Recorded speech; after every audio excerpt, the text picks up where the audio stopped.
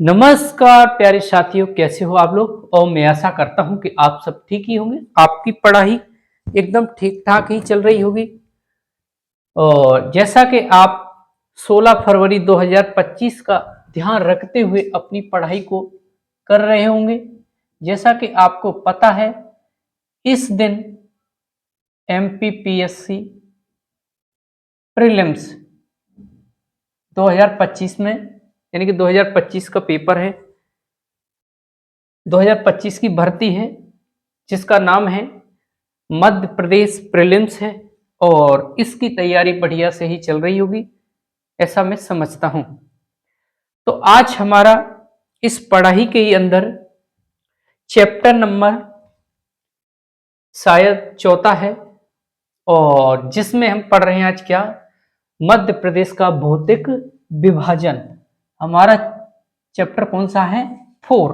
इसका नाम क्या है, मध्य प्रदेश का भौतिक विभाजन। हम देखेंगे कि हमने मध्य प्रदेश को कितने भागों में बांटा है भौतिक दृष्टि से। तो हमने ये देखा है, इसमें मैप बना है, उसमें आप चाहें तो देख सकते हैं। ये हमारा संपूर्ण मध्य प्रदेश का मैप है।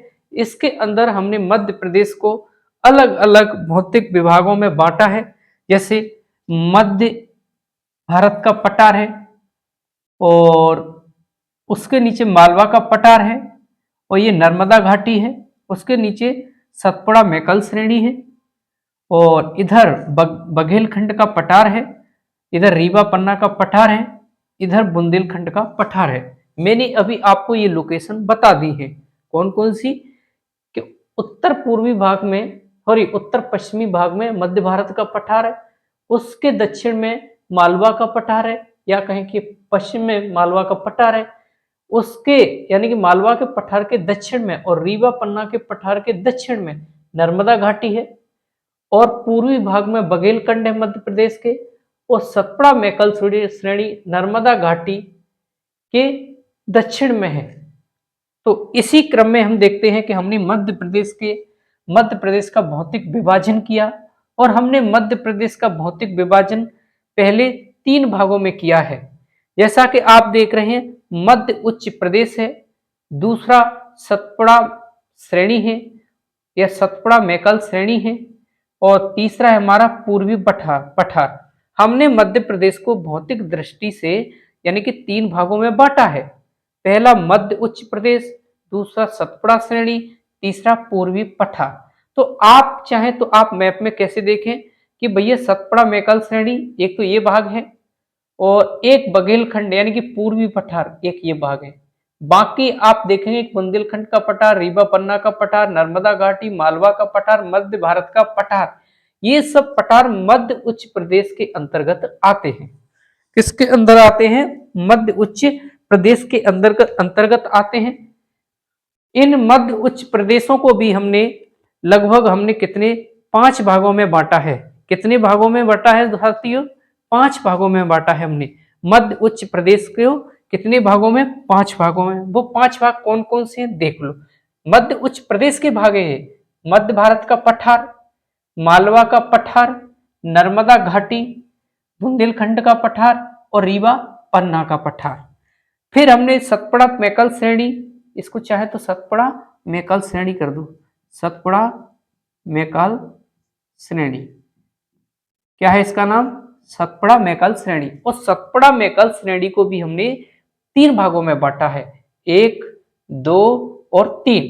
अब वो 3 कौन कौन सी हैं, पश्चिमी श्रेणी यानी कि पश्चिमी श्रेणी ये वाला भाग, मध्य श्रेणी बीच वाला भाग, सतपुड़ा मैकल श्रेणी के मध्य का भाग मध्य श्रेणी, और पूर्वी पठार यानी कि पूर्वी भाग वाला। तो इसका नाम क्या है, पश्चिमी श्रेणी का नाम है राजपीपला, मध्य श्रेणी को महादेव श्रेणी कहते हैं, और बघेलखंड यानी कि पूर्वी श्रेणी को बघेलखंड कहते हैं। इस प्रकार से हमने पूर्वी पठार को अन्य भागों में नहीं बांटा है। पूर्वी पठार का एक ही भाग है जिसका नाम है बघेलखंड, जो हमारे मैप पर प्रदर्शित है।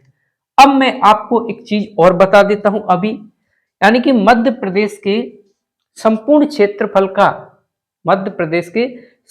क्षेत्रफल को भी हमने बांटा है। मान के चलिए कि मध्य प्रदेश का जितना भी क्षेत्रफल है वो 100% है। कितनी परसेंट है? 100% है। भाई कोई भी चीज 100% होती है परसेंट में, जो 100% है, तो मध्य भारत का पठार है वो 100% में से 10.7% क्षेत्रफल मध्य भारत का पठार पाया जाता है। यानी कि मध्य प्रदेश के संपूर्ण क्षेत्रफल में से मध्य भारत का पठार कितने क्षेत्र पर फैला हुआ है? 10.7% पर। इसी प्रकार संपूर्ण मध्य प्रदेश के क्षेत्रफल में से मालवा का पठार है वो 28% भाग पर पाया जाता है। इसी प्रकार बुंदेलखंड का पठार 7.7% क्षेत्रफल पाया जाता है।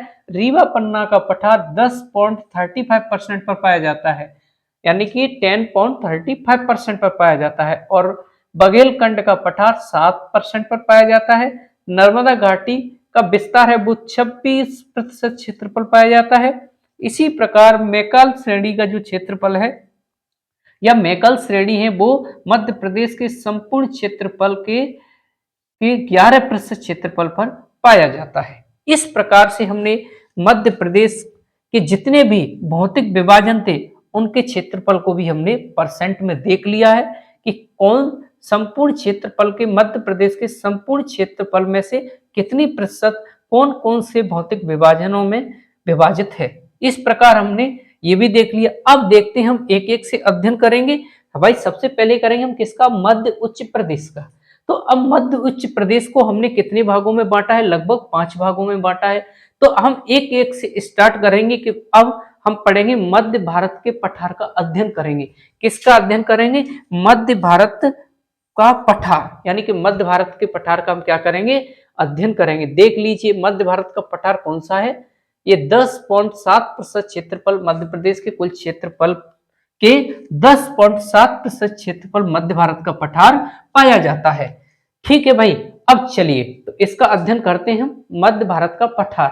मध्य भारत के पठार की पहले तो हम स्थिति देखेंगे कि भाई मध्य भारत का जो पठार है वो मध्य प्रदेश के कौन से भाग में स्थित है। तो ये देखते हैं। तो मध्य भारत का पठार है वो मध्य प्रदेश के कौन कौन सी दिशाएं? एक तो उत्तर हो जाएगी, उत्तर, और दूसरी कौन सी है? पश्चिम। यानी कि कौन सी दिशा में है? मध्य उत्तर पश्चिम दिशा में स्थित है। यानी कि मध्य प्रदेश के मध्य भारत का पठार, स्टार्ट से देखिए स्थिति, मध्य भारत का पठार मध्य प्रदेश के उत्तर पश्चिम में स्थित है। कहां पर स्थित है? उत्तर पश्चिम में स्थित है। अब हम देख लेते हैं मध्य प्रदेश मध्य भारत के पठार का क्षेत्रफल क्या है। तो मध्य भारत के पठार का क्षेत्रफल यह है, मध्य प्रदेश के कुल क्षेत्रफल का कितना है? मैंने इससे पहले अभी थोड़ी देर पहले ही बताया कि 10.7% है। कितना है? 10.7% है क्षेत्रफल है भैया। मध्य प्रदेश का जितना भी कुल क्षेत्रफल है उसका 10.7% है। इसी प्रकार निर्माण देख लेंगे तो भैया मध्य भारत के पठार का जो निर्माण हुआ है वो कैसे हुआ है। तो इस पठार का जो निर्माण हुआ है मुख्यतः विंध्यन शैल समूह के अपर्दन, अपर्दन का मतलब तो आप समझते होंगे, विंध्यन शैल समूह है, अपर्दन हुआ उनका, यानी कि वो एक जगह से, अपर्दन का मतलब होता है एक जगह से धीरे धीरे मिट्टी का खिंचाव हुआ, अपर्दित हुई, और अपर्दित के बाद वो कहीं जाकर जमी हुई, या सॉरी अपर्दित हुई। इससे क्या है? मध्य भारत के पठार का निर्माण हुआ। उसके बाद उसके अलावा भी नदियों के निक्षेपों से भी मध्य भारत के पठार का निर्माण हुआ है। यानी कि जितने भी निक्षेप आए और वो जम गए, इस प्रकार से नदियों के निक्षेपों से भी मध्य भारत के पठार का निर्माण हुआ। तो निर्माण की बात कहेंगे तो हम दो ही बात याद रखेंगे कि मध्य भारत के पठार का जो निर्माण हुआ है वो विंध्य शैल समूह के अपर्दन और नदियों के निक्षेपों से हुआ है। बस इतना ही आपको याद रखना है। अब देखने हैं कि मध्य भारत के पठार में मध्य प्रदेश के कौन कौन से जिले आते हैं। तो हम देखेंगे मध्य भारत के पठार में मध्य प्रदेश के मुख्यतः 5 जिले ही आते हैं। जैसा कि आप देख सकते हैं 5 या 6 जिले। जैसे यहाँ पर आप देखोगे तो कौन सा जिला है? श्योपुर है। यहाँ पर कौन सा है? आपका मुरैना है। और यहाँ पर कौन सा है? भिंड है। और यहाँ पर ग्वालियर है। और कुछ शिवपुरी वाला क्षेत्र है और एक नीमच वाला क्षेत्र मध्य भारत के पठार के अंदर आता है। यानी कि इसका मतलब यह है मध्य भारत के पठार में कौन कौन से जिले आते हैं? भिंड आता है, मुरैना आता है, श्योपुर आता है, नीमच आती है और ग्वालियर आता है और शिवपुरी। यानी कि मध्य भारत के पठार में मध्य प्रदेश के इतने जिले आते हैं। भिंड, मुरैना, श्योपुर, नीमच, ग्वालियर और शिवपुरी। इसी प्रकार मध्य भारत के पठार की जलवायु को देख लेते हैं कि भैया मध्य भारत के पठार की जलवायु कैसी है। तो हम देखते हैं कि मध्य भारत के पठार में गर्मियों के समय में भयंकर लू चलती है, तो गर्मी ज्यादा होती है। और सर्दियों के टाइम पर भी आप देखोगे कि किस प्रकार से सर्दियां पड़ती हैं। यहाँ पर सर्दियां इतनी भयंकर पड़ती हैं कि मैं क्या बताऊं आपको। आपको मैं बताऊंगा तो आपकी रूहें कांपने लग जाएंगी, ऐसी ठंडे पड़ती हैं। आप देखेंगे कि लोग रजाइयां निकाल निकाल के सड़क पर दौड़ने लगते हैं, यहाँ पर इतनी भयंकर सर्दियां पड़ती हैं। तो आप देखोगे कि मध्य भारत के पठार की वो जलवायु है वो कैसी है, विषम है। विषम का मतलब होता है कि भैया ये कभी तो ठंडा रहता है, कभी भयंकर गर्म रहता है। तो ये कैसी जलवायु हो गई, यहाँ की विषम जलवायु है। यानी कि मध्य भारत के पठार में कौन सी जलवायु पाई जाती है, तो विषम जलवायु पाई जाती है। यानी कि ठंडी के दिनों में ठंड अधिक, गर्मियों के दिनों में गर्मी अधिक। उसके बाद है हम वर्षा देख लेते हैं। मध्य भारत के पठार की जो वर्षा है वो कैसी होती है।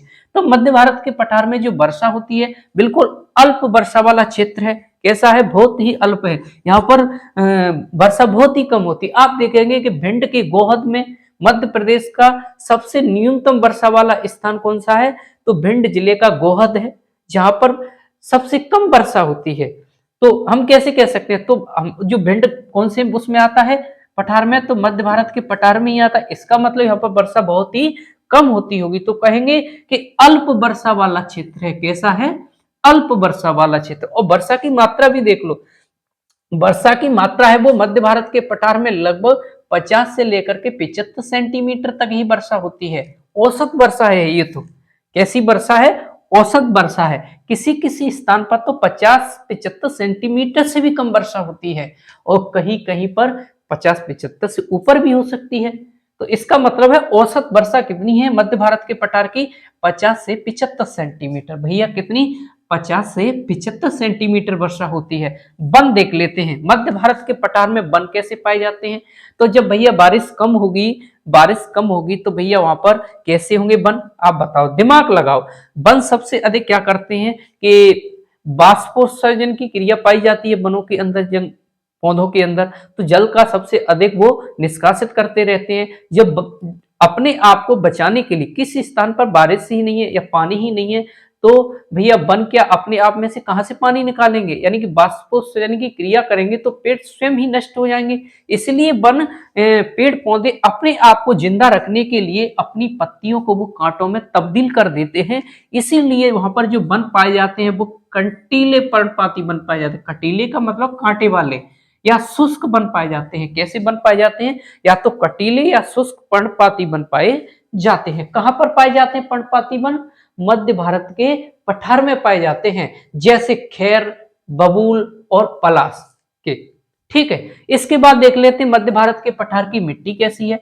तो मैंने आपको एक दिन बताया था, इसी में मैंने बताया था आपको कि नदियों के निक्षेप से, यानी कि नदियों के निक्षेप से मध्य भारत के पठार का निर्माण भी हुआ है, और विंध्यन शैल समूहों के अपरदन से हुआ है। अब जो नदियां कोई चीज बहा करके किसी स्थान से लाएंगी और किसी स्थान पर जमाती जाएंगी, मान के चलो मध्य भारत के पठार में ही जमाती चली गई, तो वहां की जो मिट्टी होगी, नदियों के द्वारा जो मिट्टी लाई जाती है वो कैसी मिट्टी होती है, जलोढ़ मिट्टी होती है। भैया कैसी मिट्टी होती है, जलोढ़ मिट्टी होती है। और कछारी मृदा, यानी कि मध्य भारत के पठार में जो मृदा पाई जाती है वो कछारी पाई जाती है, और कैसी पाई जाती है, जलोढ़ मिट्टी पाई जाती है। जलोढ़ मिट्टी उपजाऊ की दृष्टि से महत्वपूर्ण होती है। भाई साहब चलिए फसल देख लेते हैं। भैया मध्य प्रदेश की जो फसल है वो कौन कौन सी है, मध्य प्रदेश की नहीं, मध्य भारत की फसल कौन सी है, मध्य भारत का जो पठार है ना, उसके अंदर कौन कौन सी फसल प्रमुख रूप से उगाई जाती हैं। तो हम यहाँ पर देखेंगे सरसों को तुम कहेंगे, मध्य भारत के पठार को सरसों की हांडी भी कहा जाता है। ये आप विशेष में देखोगे, सरसों की हांडी। तो सबसे अधिक कौन सी फसल उगाई जाती है मध्य प्रदेश में, मध्य प्रदेश नहीं, मध्य भारत के पठार में सरसों उगाई जाती है। उसके बाद ज्वार, उसके बाद तिल और गेहूं, यानी कि तिल और गेहूं आदि का उत्पादन किया जाता है। कहां पर किया जाता है, मध्य भारत के पठार में सरसों, ज्वार, तिल और गेहूं आदि का उत्पादन किया जाता है। नदियां देख लेते हैं। मध्य भारत के पठार से होकर के कौन कौन सी नदियां गुजरती हैं, तो हम देखते हैं कि नदियों में देखेंगे तो इंदौर से निकलती हुई एक चंबल नदी गुजरती है, यानी कि ये सीमा बनाते हुए गुजरती है। किसकी सीमा भैया? ये सीमा मध्य भारत के पठार की सीमा बनाते हुए ये राजस्थान और यूपी में चली जाती है अंततः, और जाकर के मध्य भारत से यानी कि मालवा के पठार की बहुत सारी नदियां हैं वो जाकर के चंबल नदी में मिलती हैं। तो यानी कि बहुत सारी नदियां भी मध्य भारत के पठार में भी जाती हुई, जैसे प्रमुख नदी देख लेते हैं तो चंबल है, यानी कि मध्य भारत के पठार से हुए निकलती है। सिंध की है, सिंध भी नदी है, मध्य भारत के पठार की प्रमुख नदी है। काली सिंध है, पार्वती है और क्वारी है। कौन सी नदी है? क्वारी भी नदी, ये कौन सी नदी है? और एक नदी और है जो श्योपुर से निकलती है, उसका नाम सीप नदी है। कौन सी नदी है? सीप नदी है। कौन सी नदी है भैया? सीप नदी है। तो मध्य भारत के पठार की प्रमुख नदी कौन कौन सी? चंबल, सिंध, काली सिंध, पार्वती, क्वारी और सीप नदियां हैं। उसके बाद हम देख लेते हैं अब मध्य प्रदेश के अंदर कुछ मध्य भारत के पठार में कुछ विशेष है, उस विशेष पर भी थोड़ी सी चर्चा कर लेते हैं। कि भैया आप देखते होंगे, मैंने आपको बताया कि जो फसल है, फसल में सबसे ज्यादा फसल कौन सी है? सरसों की होती है मध्य भारत के पठार में। तो सरसों की हांडी भी कहा जाता है, यानी कि मध्य भारत के पठार को सरसों की हांडी कहा जाता है। आप देखेंगे कि मध्य प्रदेश के अंदर सरसों का सबसे बड़ा मिल यानी तेल ऑयल फैक्ट्री जिसे कहेंगे तो मुरैना में है। कहाँ में है? मुरैना में। और मुरैना कहाँ पड़ता है? मध्य भारत के पठार में मिलता है, जिस मिल का नाम है KS मिल, जो तेल से सरसों से तेल निकालता है। जो सबसे बड़ा मध्य प्रदेश का जो मिल है वो कहाँ है सरसों के तेल निकालने का? मुरैना में। इसलिए मुरैना को सरसों की हांडी भी कहा जाता है। इसलिए नहीं कहा जाता बल्कि ये उत्पादन के आधार पर कहा जाता है। सरसों के उत्पादन के आधार पर मध्य भारत के पठार को सरसों की हांडी कहा जाता है। अब बीहड़ प्रभावित प्राकृतिक क्षेत्र है। ये बीहड़ किसी इंसान ने नहीं बनाए हैं भैया, ये प्रकृति ने बनाए हैं, इसीलिए कहते हैं बीहड़ प्रभावित क्षेत्र है। बीहड़ प्रभावित प्राकृतिक क्षेत्र कौन सा? मध्य भारत का पठार है, यानी कि बीहड़ से प्रभावित है ये क्षेत्र। सबसे ज्यादा बीहड़ आपको देखने को मिलेंगे तो वो मध्य प्रदेश में मध्य भारत के पठार में ही आपको देखने को मिलेंगे। इस पठार की एक और विशेषता इसमें विशेष में है, इस पठार की सबसे ऊंची चोटी देखेंगे आप, यानी कि मध्य भारत के पठार की सबसे ऊंची चोटी है टोंगरा की चोटी है। कौन सी चोटी है? टोंगरा की चोटी है, जिसकी हाइट आप देखेंगे ऊंचाई तो 403 मीटर है। कितनी है? 403 मीटर है। यह सोपोर जिले में स्थित है। यह सोपोर जिले में स्थित है। कहां पर मिलती है टोंगरा की चोटी? तो टोंगरा की चोटी मिलती है सोपोर जिले में, जिसकी हाइट कितनी है? 430 मीटर है। कितनी है? 430 मीटर है। ये टोंगरा की चोटी है। कौन सी चोटी है? टोंगरा की चोटी है, जो मध्य भारत के पठार में पाई जाती है। कहां पर पाई जाती है? मध्य भारत के पठार में पाई जाती है, वो भी श्योपुर जिले के अंदर पाई जाती है। थैंक यू दोस्तों, आज के लिए इतना ही। यदि आपको कुछ समझ में नहीं आया है तो हमें कृपया कमेंट कर सकते हैं, और जितना हो सकेगा उतनी जानकारी आप लोगों के लिए उपलब्ध करवाऊंगा। और अपने जरूरतमंद दोस्तों के लिए इस वीडियो की लिंक शेयर कर दो, ताकि उन जरूरतमंद दोस्तों के लिए एक क्लास हमारी उन लोगों तक पहुंच सके। और साथ ही साथ यदि आपको हमारी जानकारी सही लगी है तो कृपया हमारे चैनल को सब्सक्राइब कर लीजिए, कमेंट, शेयर और लाइक दीजिए हम लोगों के लिए। आपका एक सब्सक्राइबर और आपके द्वारा किया हुआ एक सब्सक्राइबर और एक लाइक हमारे लिए एक अच्छा फील कराती है। भाई कैसे कराती है? कि हम लोगों ने इतनी मेहनत की और आप लोगों ने हमें एक लाइक दे दिया, एक कमेंट कर दिया, एक सब्सक्राइब बढ़ा दिया, तो समझो हम ये समझते हैं कि भैया चलो हमारा काम कुछ प्रगति पर तो चल रहा है, लोगों तक हमारी बात तो पहुंच रही है, लोगों को हमारा समझना पसंद तो आ रहा है, लोग हमसे पढ़ना चाह तो रहे हैं। थैंक यू दोस्तों, आज के लिए इतना ही, बाकी कल।